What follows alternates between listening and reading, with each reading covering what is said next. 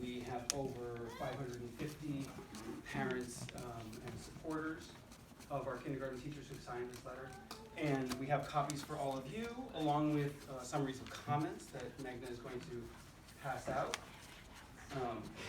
So you can have them, and I believe that we should email them to Robin, I think, yes, for the record. So I'll do that later this evening.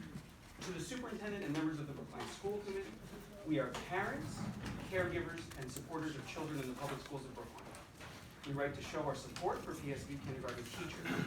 We ask you to listen to them, take seriously their observations, expertise, and ideas, and act in the best interest of the youngest children in our schools. We are concerned that classroom teachers who work directly with our students and know them well are finding that district-mandated programs may be diminishing our children's love of learning and damaging their social, emotional well-being. We hear that rigid, scripted, ever-increasing literacy blocks are crowding out time for play-based learning. Young children cannot be expected to sit still and to excel in desk-bound academics.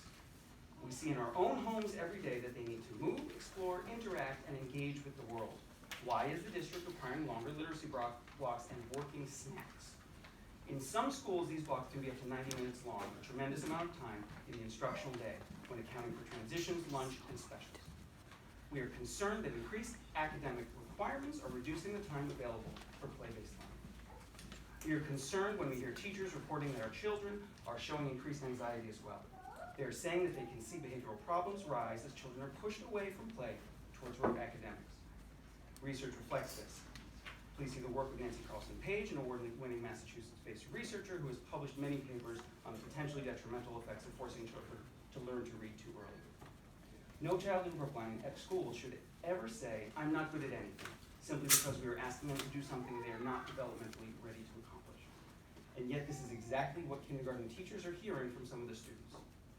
We are concerned that the focus on academic literacy is out of sync with developmental readiness, may be adversely impacting the most vulnerable students, undermining their confidence, especially when teachers are not allowed the flexibility to adapt to the students' unique needs.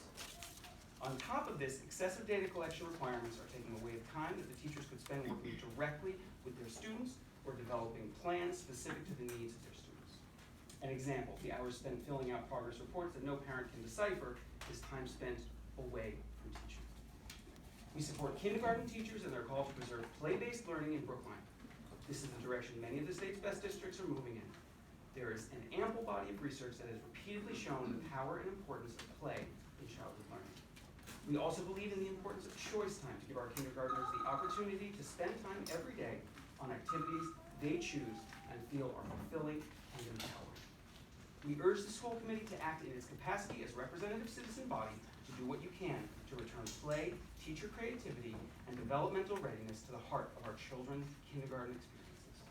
We ask you to find out why the district is moving away from play-based learning and to ask our administrators what they can do to help reverse this trend. When kindergartners, teachers from across Brookline choose to speak together for the sake of the children we put in their care, we must listen and act. This is the letter. I would like to add one thing briefly. Parents and teachers received a letter yesterday from the superintendent, and it was their first public response to the kindergarten teachers' letter. We're saddened that they didn't reach out to the kindergarten teachers on their own. But there were one sentence that I'd like to call attention to, and I'll quote it. "It is concerning, however, that inaccurate and misleading information about our approach to learning is being presented." And it's unfortunate the superintendent is not here because I would like to ask him, and I expect that he should promptly respond to this question. What exactly is this inaccurate and misleading information about the district's approach? And who precisely is presenting this inaccurate and misleading information? I think his accusation is strong, and he should back it up with evidence, or he should apologize. Thank you very much.